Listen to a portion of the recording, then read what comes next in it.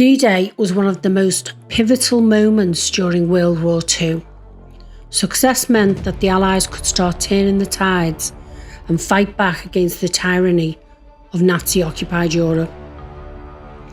Along with the thousands of soldiers who fought and died that day, there was another, less well-known person whose hidden work ensured that D-Day would be launched at the ideal time. That man's name was Thomas Doodson, whose work in predicting tide times and, more importantly, the heights of the tides ensured that the landings in Normandy had the best possible chance of being successful. Arthur was born in Salford, England, and was the son of cotton mill manager Thomas Doodson. At this point, you may be forgiven for wondering what this had to do with D-Day. Well, quite a lot actually. By 1943, when it was becoming clear that an Allied invasion of France would be necessary, Arthur Doodson was the go-to man for tidal predictions.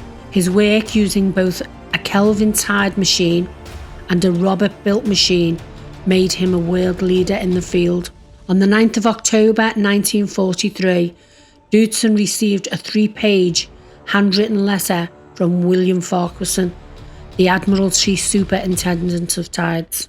But because of extreme tight security, Farquharson could not tell Doodson the biggest secret of the war, that the landings were to take place in Normandy. Now Farquharson desperately needed tide data direct from the invasion beaches, so British teams in small boats and midget submarines carried out several secret midnight reconnaissance missions on the enemy beaches. Those dangerous missions did yield a few tide and current measurements, but much less than is normally required for tidal analysis. During one of the Nazi propaganda broadcasts by the infamous Lord Haha, the British traitor William Joyce, he promised that by morning Biston Observatory would be no more. Many bombs did fall near the observatory, hundreds of windows were shattered, and many doors were damaged, including the entrance to Doodson's bunker. But both tide predictor machines survived and were kept running from early morning to late night, 7 days a week.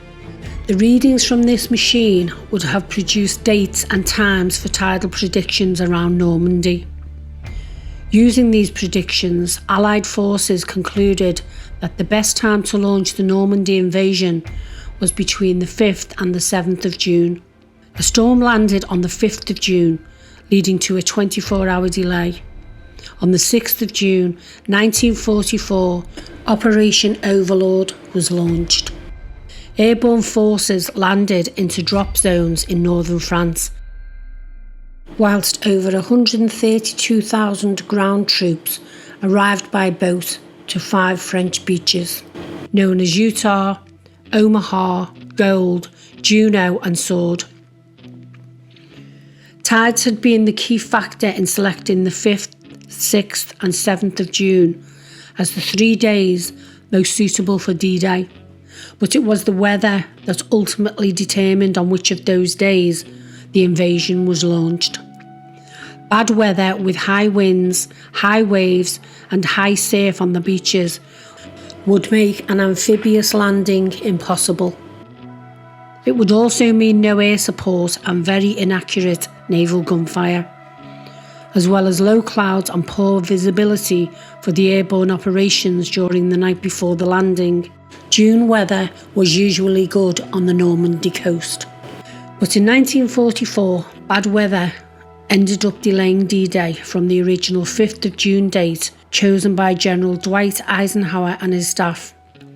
Eisenhower's decision to go 1 day later, based on his meteorologist's forecast of a 36-hour break in the weather, is credited with being a critical factor in surprising the Germans.